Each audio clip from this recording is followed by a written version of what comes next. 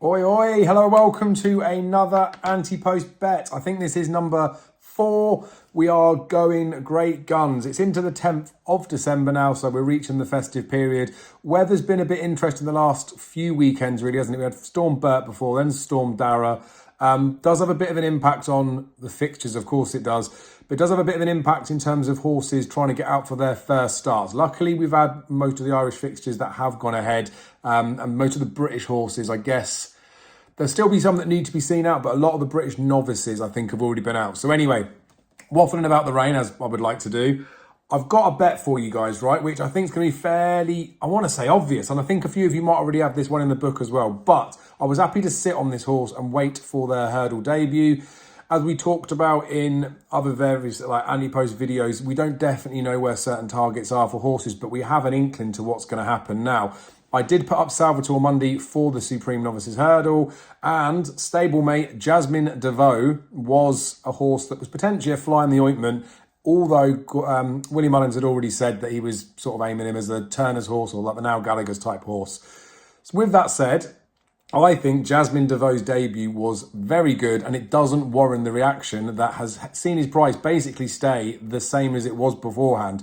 He's as short as 5-1 now with Bet365. He's 8s and 10s in most places. You can still get 12-1 with Ladbrokes and Coral. I talked about this with the Salvatore Mundi bet. These prices are available on the machines in shop as well. So I've had 25 quid win at 12-1 on Jasmine De Vaux for the Turner's Novices Hurdle. I'll tell you for why, right? I know the debut was, but I guess like his jumping wasn't particularly great. And I don't know what sort of fireworks were expected from this horse. Like he's a Cheltenham Festival bumper winner. Of course, like you want something to be, I don't know, blowing everyone's heads out the water type performance. But that does affect the prices, and it is potentially unrealistic as well. Like he comes here from the start of the season after bombing out at Punchestown. There's no two ways to try and spin that. He was very keen early on in there, which was quite uncharacteristic of this horse. Looked fine and settled first time up in that hurdle race, didn't he? But in that bumper at Punchestown, we did have Redemption Day where there was lots of talk about it after, but obviously it's easier said after than it is before the race, where Redemption Day that's had 85 bumpers or whatever it is, was able to go in that particular race, and in those conditions had it favourable to him. It was a disappointing performance from Jasmine De Vaux. There's no two ways to spin that, but if we look at the hurdle performance here, I thought it was a pretty good debut, to be fair. 1-4, it opened up on track, drifted out to 1-3. SP with Betfair was 2-5. So 1.4. So it was a bit weak in the market, close into the off. But the horse was starting at 2 miles. As a bumper horse, he started at 2 miles, 2 and a bit. I think he definitely wants to go out in trip. But for Willie Mullins getting his horses out, he almost sees 2 and 2.5 miles as pretty much the same sort of distance for these horses. Like the good horses will be able to get both those trips. It's not like you're reaching real stamina reserves in a maiden hurdle in Ireland when you're running over 2 mile 4. But the jumping was a tiny bit out to the right, didn't exactly run down any fences, but does need to straighten up if he's going to be winning a grade 1, but that can happen. He tanked in between the flights beautifully and not keen or anything like that. Slightly, not, I don't want to say out position, but as they turned in for home, Paul Townend was happy for the horse to slot back a little bit in there, like he wasn't in a rush to make a move with the horse. And I wonder if he had been jumping better, whether he would have been keen to go a little bit sooner, because he knows that the horse has got stamina within him. So I wonder whether that was the case. He was just like, let's just settle him down. Let's not try and ask him to do too much too soon. And I think at the last where he did make a mistake, he was tanking and cruising to go past the second. He jumped it bad, but I think it looks a little bit like it's the first one he sort of went to the left on. I wonder if Paul just asked him for a big one or asked him to go a little bit straighter, and I don't know, they had a bit of a disagreement or whatever it may have been. But he made a mistake, still managed to rally up to the horse in front, and then managed to go and take 4 and a bit lengths out of him. Like he could have won by 10 lengths plus, I think, if they really wanted to send him sooner, or if he'd have done a better jump at the last. But those things are considered, right?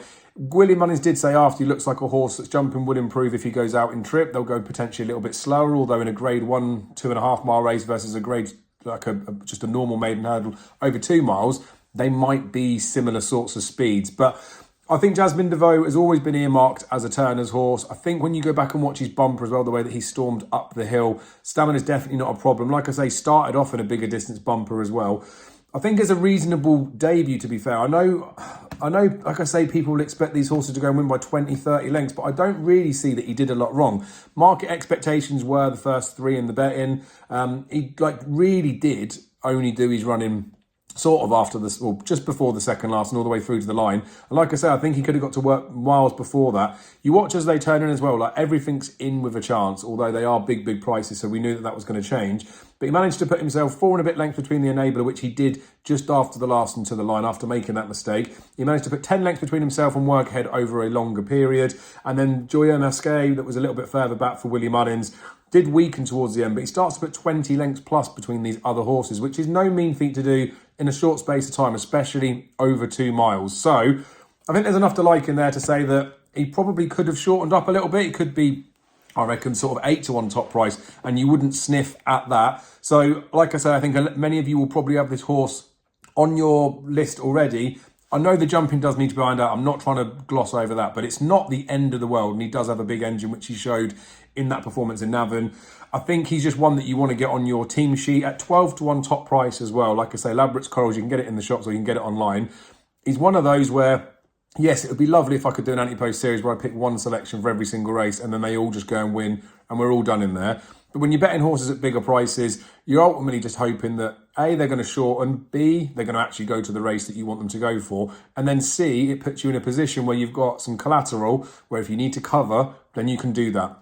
May be the case as the season progresses, if Jasmine De Vaux' jumping doesn't sort of improve or the jumping is significant enough to cost him races, you may want to look for some cover, or we may need to think about that. But I think as the time stands right now, he's done more than enough to suggest, look, he's still got a big, big engine. Yes, he's going to need to improve from run to run, but I think it's a bit harsh in the market to suggest that knowing that he's out, knowing that he's had a race, knowing that he is fine, is quite important enough to know that the 12 to 1 about him, I think, still looks too big. So that's why he's in there. Bet number 4, as I say, it's a bit tricky with some of the divisions, especially the novice chase stuff, because we've got Ballyburn that's already been out. We don't know where he's going to go. Dancing City's made his chasing debut today, where he idled a little bit, which I didn't really like. Madgebury's got an entry on Sunday in, I want to say Naas. I think it's Naas on Sunday. But in Ireland, at 2 miles that entry is. So I guess depending on what he does in his debut, depends a bit where some other horses are going. So without having the Turners in there as well, as in the Turners Novices Chase, the novice chases are going to be tricky ones to try and find the right time to strike. We're going to end up with a short price Ballyburn wherever he goes. Potentially we end up with a short price Madgeborough if he ends up in an Arkle and you get Ballyburn going for 3 miles. But we have got plenty of time to go under the bridge now before we get to that stage.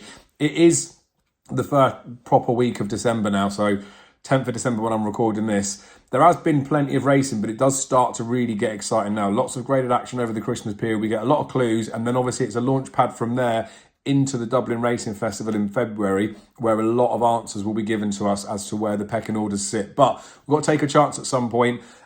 We don't have to always get involved. We don't always have to have a bet, but that's why I say I was happy to sit on Jasmine De Vaux to begin with. I think the reaction to it after the race, I wouldn't have said that he needs to be like a 3 or a 4 to 1 poke or the 5 to 1 that Bet365 have gone, but I do think 12 to 1 is an overreaction. I think he probably should be 8s or something like that. I don't think it's a performance where it looks like he's going to be a Supreme horse now.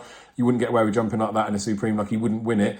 Maybe that when he steps up in trip, his jumping causes too much of a problem and he ends up running in a Supreme as a massive price. But I don't see him being the type of horse that will work out like that. The question mark around the Punchestown bumper form is still yet to be answered, isn't it? But there's mixed bags of form. There's some good bits in there, there's some bad bits. But his run in isolation was so bad to the fact that we know that that wasn't him, and we do know that he acts really well at Cheltenham as well. So lots of positives to say that the 12 to 1 about Jasmine De Vaux is worth taking. Appreciate your guys' support as always. If you're new to the channel, make sure you're subscribed. Drop a like if you do like the video, and yeah, enjoy the racing this weekend. We've got a couple of good days at Cheltenham. There's some okay racing in Ireland as well over the weekend, but before we know it, it will be the festive period with loads and loads of big names clashing. There'll be market moves left, right and centre. So I guess enjoy the calm before the storm. See you again very soon.